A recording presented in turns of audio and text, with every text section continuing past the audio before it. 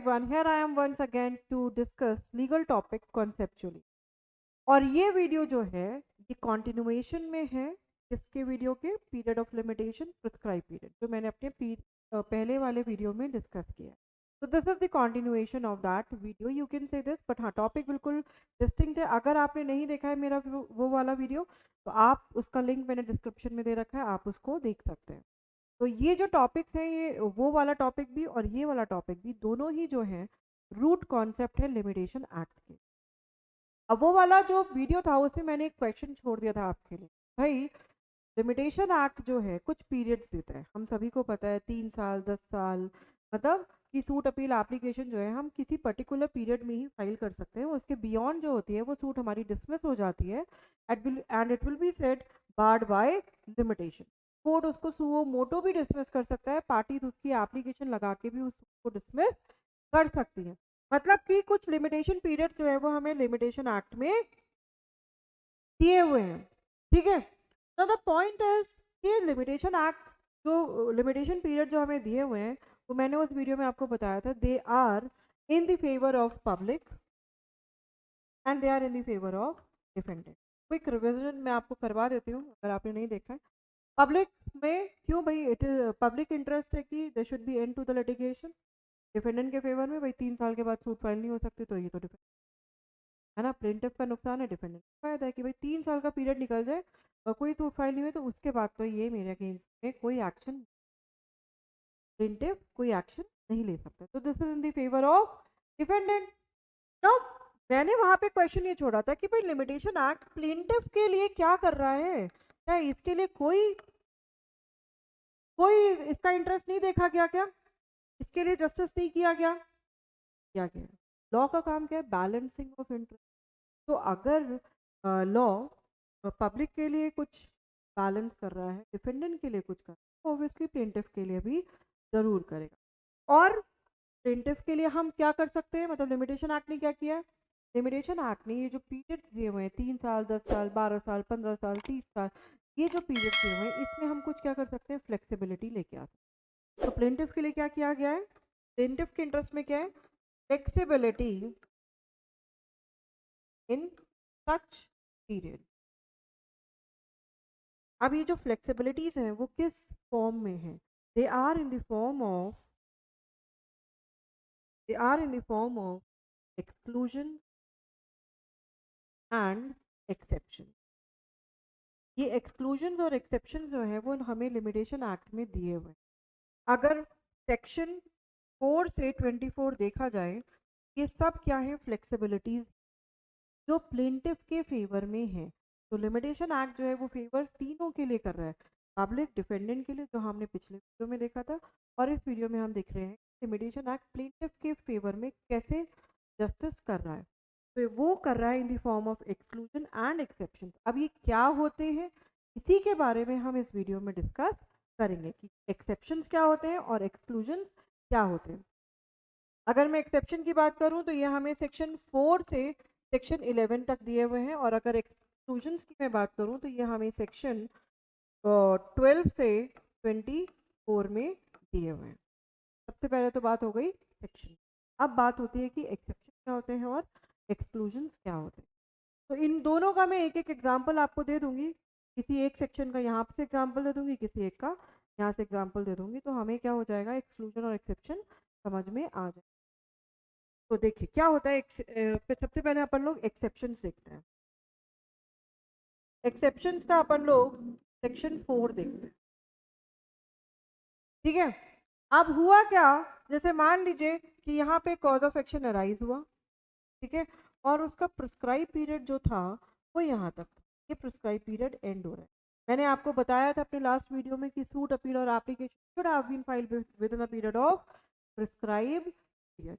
ठीक है, ये पीरियड क्या होते हैं इसके लिए आप प्रीवियस वीडियो देख सकते हैं. तो प्रिस्क्राइब पीरियड जो है वो यहाँ पर एंड हो रहा है, मतलब यहाँ से यहाँ तक ही सूट फाइल की जा सकती है. अब आप मुझे एक बात बताओ, क्या very last day of prescribe period, क्या ये वाला दिन भी राइट नहीं है मेरा सूट फाइल करने का? बहुत से आप कभी फॉर्म भरते हो, एग्जामिनेशन फॉर्म भरते हो ना, तो उसमें लिखा होता है ना कि भाई इस डेट तक जो है फॉर्म भरना है. तो क्या very last day very last day, क्या आपका राइट नहीं हो? बिल्कुल होता है भाई, लिखा होता है कि 11:59 PM तक जो है आप अपना फॉर्म भर सकते हैं, मतलब कि यहाँ तक मेरा राइट है। तो ये वेरी लास्ट डे भी सूट फाइल करने का राइट प्लेंटिफ का है, वो फाइल कर सकता है, या अपील भी कर सकता है, या एप्लीकेशन भी कर सकता है, जो भी टाइम पीरियड है। लेट्स सपोज ये 3 साल का प्रिस्क्राइब पीरियड है। लेकिन प्रॉब्लम क्या हुई? प्रॉब्लम ये हुई कि जो लास्ट डे है ना, ये हॉलीडे हो गया, जबकि कोर्ट बंद थे, कोर्ट्स वर ऑफ। अब ये जो बंद हुआ है कोर्ट, हो सकता है कि एक दिन के लिए हो सकता है कि कोर्ट की छुट्टी आती है ना, 1 महीने की, पूरे साल में 1 महीने की कोर्ट की छुट्टी रहती है, मानो पड़ा वो वाले हॉलीडे स्टार्ट हो गए।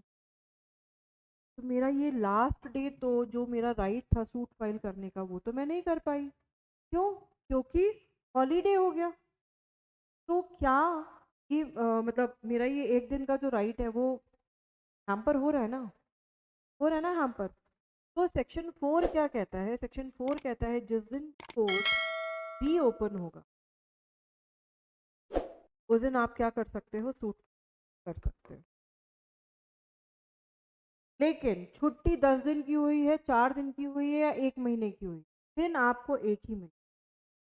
Only one day, the day when court reopen, only, सिर्फ और सिर्फ उसी दिन आपको अलाउड है कि आप सूट, अपील और एप्लीकेशन फाइल कर सकते। ठीक है, अब ये तो हुआ अपना एक्सेप्शन का सेक्शन 4। ये एक्सेप्शन क्यों है, अभी 2-4 मिनट बाद आपको मैं बताऊंगी। एक बार एक्सक्लूजन का और एग्जांपल दे दूं, फिर बताऊंगी कि ये एक्सेप्शन क्यों है और वो एक्सक्लूजन क्यों है। तो ये अपना एग्जांपल है एक्सेप्शन का। क्यों एक्सेप्शन हुआ ये अभी आप थोड़ा सा रुको, फिर आपको मैं बताती हूँ। अब एक एग्जांपल लेते हैं अपन एक्सक्लूजन। एक्सक्लूजन मैंने आपको बताया कि एक्सक्लूजन जो है वो सेक्शन 12 से हमको 24 में दिए हुए हैं। ठीक है, तो अपन लोग एक एग्जांपल ले लेते हैं, सेक्शन 14 का ले। ठीक है, सेक्शन 14 में क्या है, जैसे मान लो कि ये मेरा कॉज ऑफ एक्शन, ठीक है, और ये मेरा प्रिस्क्राइब, ये मेरा प्रिस्क्राइब पीरियड यहाँ पर एंड। तो यहाँ से यहाँ तक क्या है, मैं सूट फाइल अपनी कर सकती हूँ। लेट सपोज मैंने यहाँ पर अपना सूट फाइल कर लिया, आई फाइल्ड अ सूट अकॉर्डिंगली, मैंने कर लिया, कोई बात नहीं है। सूट फाइल किया, चल रही है कार्यवाही, चल रही है। समवेयर हेयर, यहाँ पे क्या हुआ, डिफेंडेंट ने क्या किया, एक ऑब्जेक्शन रेज। ऑब्जेक्शन क्या रेज किया? नो जुरिस्डिक्शन का, कि जिस कोर्ट में सूट फाइल की गई है, ठीक है, उस कोर्ट के पास जुरिस्डिक्शन नहीं है। दिस इज जुरिस्डिक्शन, स्पेलिंग थोड़ा सा, ठीक है, जिस कोर्ट में फाइल की गई है उस कोर्ट के पास जुरिस्डिक्शन, ये ऑब्जेक्शन डिपेंडेंट, ठीक है। अब क्या होगा, कोर्ट क्या करेगा? बिना जुरिस्डिक्शन के अपना आगे तो मैटर नहीं चलाएगा ना। First the court has to decide whether the court has jurisdiction. तो कोर्ट ने क्या किया, इस ऑब्जेक्शन पे क्या किया, अपना हियरिंग स्टार्ट किया। समवेयर हियर कोर्ट ने रिटर्न ऑर्डर पास कर दिया। रिटर्न ऑर्डर समझते हैं आप लोग, पढ़ा होगा तो पता होगा। ऑर्डर 7 रूल 10 ये कहता है, ऑर्डर, रिटर्न ऑर्डर का मतलब होता है that this court does not have jurisdiction, no jurisdiction, मेरे पास जुरिस्डिक्शन, कोर्ट ने कहा मेरे पास जुरिस्डिक्शन नहीं है। अब अगर जुरिस्डिक्शन नहीं है तो प्लेंटिफ क्या करेगा? Plaintiff will go to the proper court, उस कोर्ट के पास जाएगा जिस कोर्ट के पास जुरिस्डिक्शन एक्चुअली में है, जाएगा ना। प्लेंटिफ कहाँ जाएगा? प्रॉपर कोर्ट में जाएगा। अब हुआ क्या, प्लेंटिफ ने लाइकवाइज क्या किया, यहाँ पर कहीं पर प्रॉपर कोर्ट में सूट, उस कोर्ट के पास जिसके पास एक्चुअली में जुरिस्डिक्शन। अब जब यहाँ प्रॉपर कोर्ट में फाइल किया तो डिफेंडेंट ने फिर से ऑब्जेक्शन रेज कर दिया। ऑब्जेक्शन क्या रेज किया? भाई ये सूट तो बार्ड बाय लिमिटेशन है, बार्ड बाय लिमिटेशन है, suit is barred by limitation. क्यों? क्योंकि प्रिस्क्राइब पीरियड तो somewhere here has already been expired, और आप प्रॉपर कोर्ट में वहां जा रहे हो, that mean barred by limitation. तो यहाँ पर प्लेंटिफ के साथ गड़बड़ हो रही ना, कि पहले तो वो, अच्छा यहाँ पर वो उसने जो गलत कोर्ट में सूट फाइल किया वो इनोसेंटली किया, ठीक है, हम मान के चल रहे हैं कि वो गुड फेथ में इनोसेंटली उसने गलत कोर्ट में सूट फाइल, क्या यहाँ पर प्लेंटिव के साथ जरूरी नहीं बनता? बिल्कुल बनता है ना? तो यहाँ पर लिमिटेशन एक्ट का सेक्शन 14 क्या कहता है? वो ये कहता है फ्रॉम द टाइम जहाँ पे ये सूट फाइल आपने, टिल द टाइम यहाँ पे रिटर्न ऑर्डर आया टू, यहाँ से यहाँ तक जब ये सूट जो है इनोसेंटली चला रहा था यहाँ पर, इस पूरे टाइम को हम क्या कर देंगे? एक्सक्लूड कर देंगे। तो टाइम नंबर देते हैं 1, ये जो कॉन्टिन्यूइंग पीरियड है इसको मैंने एक्स नाम दे दिया, और ये जिस दिन रिटर्न ऑर्डर, तो 1 + x+2 इतना पीरियड क्या हो जाएगा? एक्सक्लूड हो जाएगा। और ये पीरियड ऐड कहाँ से होगा?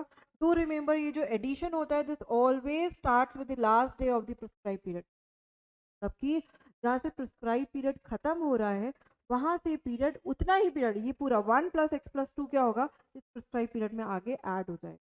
ये 1 + x+2 जो है ये ऐड हो गया, तो ये आ गया ना, ये हमें क्या मिल गया? एक नया प्रिस्क्राइब पीरियड मिल गया, न्यू प्रिस्क्राइब। और इस प्रिस्क्राइब पीरियड के विदिन में हमने क्या किया? अपना प्रॉपर सूट फाइल किया है, that means the suit will not set to be barred by limit, and this justice has been done with the, हमने इस तरीके से क्या किया है कि जो पीरियड्स हमें दिए हुए हैं 3 साल, 10 साल, 12 साल, इनको हमने कुछ फ्लेक्सिबल कर दिया है, ठीक है, प्लेंटिफ के लिए, और इस तरीके से लिमिटेशन एक्ट ने प्लेंटिफ के साथ जस्टिस किया है। तो अब ये पॉइंट ये उठता है कि भाई ये एक्सक्लूजन है और ये एक्सेप्शन क्यों है? What is the difference between exception and exclusion? ये तो मैंने बता दिया भाई आपको, अब सेक्शन नंबर पता है, 4 से 11 एक्सेप्शन है, 12 से 24, बट क्यों? Why 12 to 24 called exclusion and why 4 to 11 called exceptions? आप इन दोनों एग्जांपल्स में डिफरेंस देखिए। यहाँ पे क्या हो रहा है? यहाँ पे प्रिस्क्राइब पीरियड क्या हो रहा है? इसी दिन एंड हो रहा है। आप मुझे एक बात बताइए, जनरल रूल क्या है? जनरल रूल ये है कि with in prescribe period suit का एप्लीकेशन फाइल होना चाहिए, this is the general rule.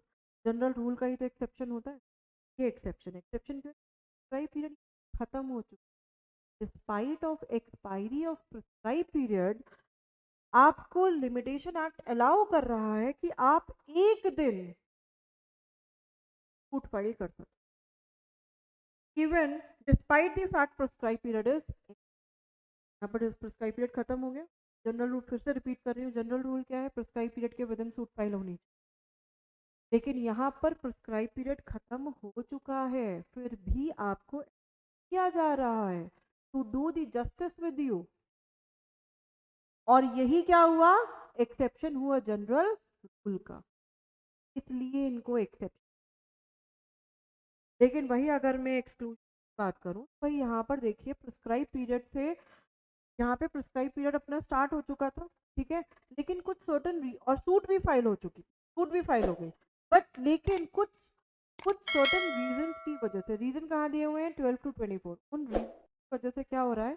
कोई भी एक रीजन, जैसे यहाँ पर मैंने नो जुरिस्डिक्शन वाला आपको बता दिया था, गलत कोर्ट में सूट फाइल हो गई, तो ये एक रीजन बन गया। इस रीजन की वजह से हमने एक सर्टन पीरियड को एक्सक्लूड किया है और उस पीरियड को हमने आगे ऐड किया, ठीक है। यहाँ पे प्रिस्क्राइब पीरियड खत्म नहीं हुआ है, अनलाइक है, यहाँ पे प्रिस्क्राइब पीरियड खत्म हो चुका है और फिर अलाउ कर रहे हैं। यहाँ पर प्रिस्क्राइब पीरियड खत्म नहीं हुआ है, हमने प्रिस्क्राइब पीरियड को आगे बढ़ा दिया है। यहाँ पर प्रिस्क्राइब पीरियड, यहाँ पर क्या हो रहा है? न्यू प्रिस्क्राइब पीरियड मिला था हमें, और न्यू प्रिस्क्राइब पीरियड के with in he suit file हुई है। यहाँ पर प्रिस्क्राइब पीरियड खत्म होने के बाद आपको अलाउ नहीं किया जा रहा है, उससे पहले ही सूट अपील एप्लीकेशन फाइल होनी है, लेकिन हमें नया prescribe period by way of exclusion and admission. And this is the very major difference between exclusion and exception, ठीक है। रिपीटिंग वंस अगेन, एक्सेप्शन में प्रिस्क्राइब पीरियड खत्म हो गया है, फिर भी अलाउ किया जा रहा है सूट फाइल करना। यहाँ पर प्रिस्क्राइब पीरियड खत्म नहीं हुआ है, यहाँ प्रिस्क्राइब पीरियड हमें आगे एक्सटेंड हो रहा है, न्यू प्रिस्क्राइब पीरियड मिल रहा है, और उसके विद इन ही आपको सूट अपील एप्लीकेशन फाइल करनी। And this is the difference between exclusion and exception. ये आपको पूरे इसमें टिल 24 दिए हुए हैं, यहाँ पर सब तो डिस्कस नहीं कर सकते, पूरा लिमिटेशन एक्ट ही खत्म हो जाएगा, but this is the root concept of limitation act जो आपको पता होना चाहिए। अगर आपके पास कभी भी क्वेश्चन आता है जो मेजरली पूछा जाता है कई बार, डिफरेंस बिटवीन एंड एक्सेप्शन, तो ये जो डिफरेंस मैंने आपको बताया, you should state this difference with this example. ठीक है, so this is it for this topic. I hope you understand conceptually. Still, if you find any problem, you can put your question in comment section. And if you like my video, please subscribe my channel, hit the like button, do share with your friends. Take care, bye bye, good night.